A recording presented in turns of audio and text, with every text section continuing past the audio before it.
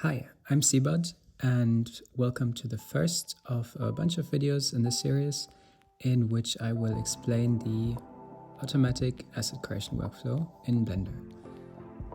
In this video, we will start by modeling out the texture, and I've already prepared a model, so we're not going to take care of that.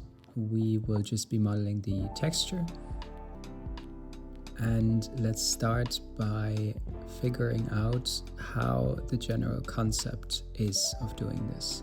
So we will be rendering a texture or a model of a texture with a camera, and the resulting image will become our texture image file. And this works nicely for textures with a very high resolution. So it's actually perfect for Cities Skylines 2 asset creation. We can start by placing a camera in 3D space, and we need to position it in a way that it looks straight down, or actually straight into any direction, onto the texture, but I think it's the easiest if it's straight down. And we can adjust the values in this menu. And then we also can already place a sort of canvas just to visualize what the boundaries of our texture will be like. We need to also take some settings for the camera. So in the camera menu, we need to specify that the camera is set to orthographic mode so that there is no perspective. And we also need to set the scale of the camera setting to become the size of our texture.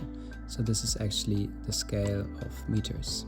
And since our texture canvas is the size 15 meters right now, we can just set this value to 15. Another setting we can already set as well is the size of our texture. So right now it's not a square format, but we want this to be in square. So we go to the Output tab and we can set this to 1080, for example, and now it's square. If you are wondering where to find out what size of texture your building model needs, I recommend going to the Cities Skylines 2 asset creation wiki, and in the building creation article, you can find information on the texture sizes. It should always be square, and the most typical size is usually 4K for any normal building, except when it's very small or when it's a prop. And I would also recommend to set up a couple of templates for texture sizes. So for example, we can set 1K, 2K and 4K textures. And if we use this menu, we can very quickly switch around between the different sizes. We will probably have to test render a bunch of times. So for now, I will leave the size to 1K, and only for the final rendering, we will put this up to 4K. Keep in mind that 4K is actually 16 times the amount of the pixels of a 1K image, so it also takes a lot longer to render it. We can start by placing the layout of our materials on the texture. And one intelligent way to find this is to actually first use a UV project on the model to get all faces projected into UV space in the same size relative to each other. And then we will pick roughly the largest face or the most significant face for each material and filter it out.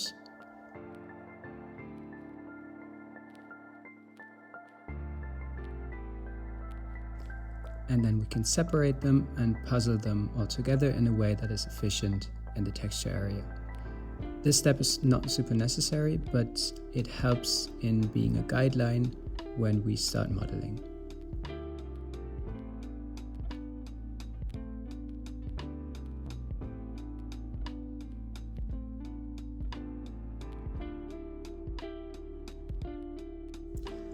Once we have our final drafted layout, we can go back to the modeled workspace, and I'm going to deactivate the camera first, and now we can place sort of draft planes in the places in which our materials will be.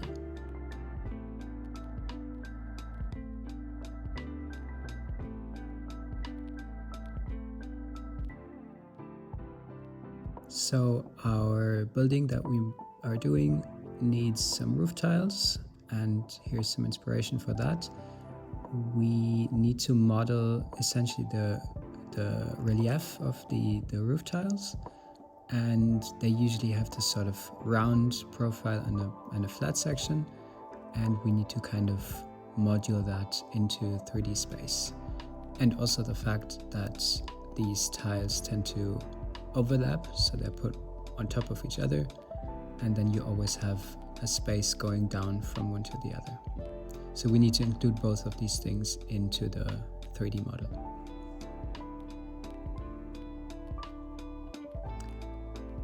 And the way we can do that is by just dividing our space for the tiles first.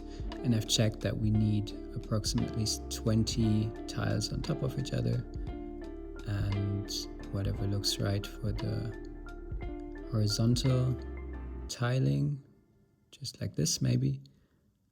And then we can take out one of the grid cells that we created, and this will become one of our tiles. We can separate it, and then we can model the round portion into it. But first let's array them. So in order not to have to copy all of them 100 times, we're just going to use an array modifier with 36 cells, or however many you want to have. We're going to already rotate the tile slightly so that we can see in the array modifier how it will be placed. And then we can duplicate this modifier and put the other direction of the array like this. And there we see is our space of nicely modeled or arranged tiles. And once we start modeling it, we can also see that they all adjust very nicely, and we have kind of the shape already in place.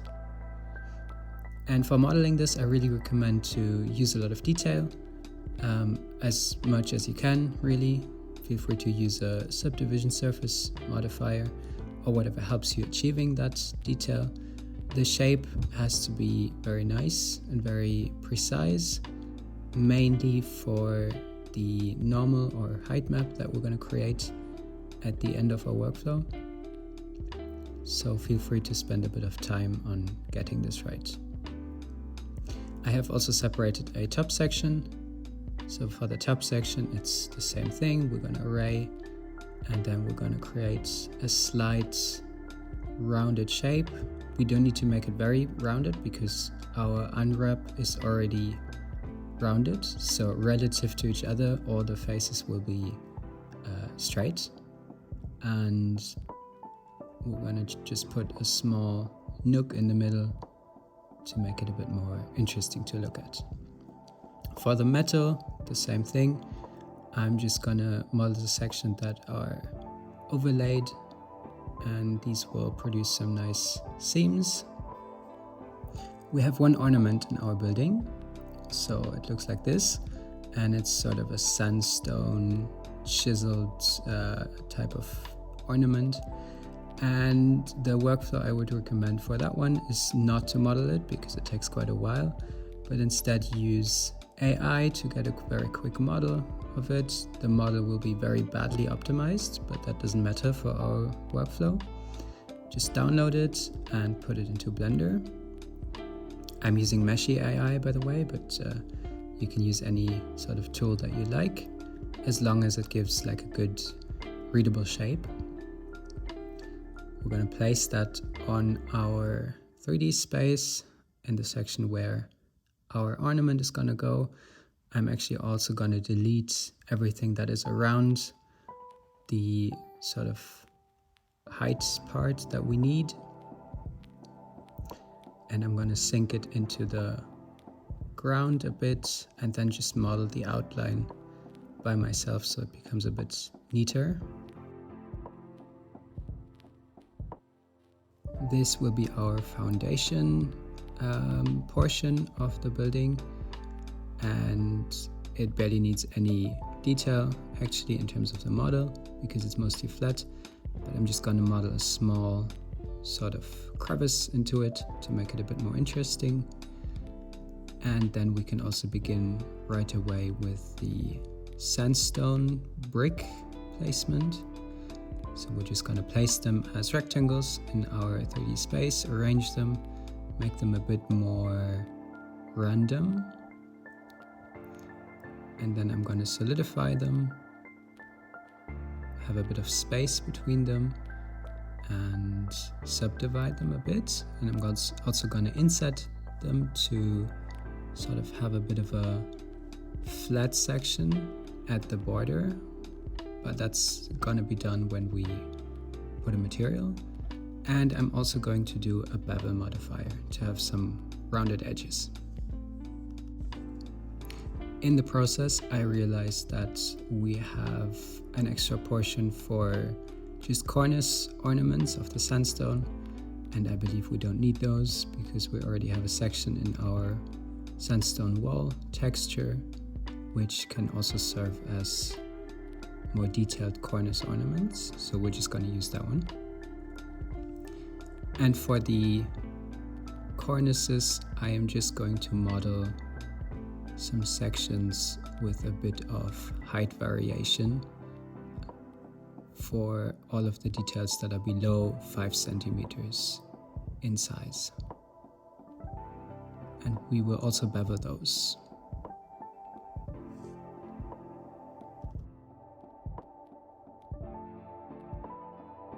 And this is already it for the modeling part.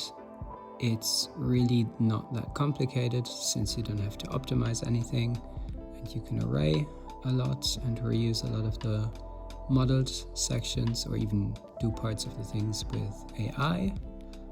And this is it in relation to our building. And next up is to put materials on our model. So that will be the next video.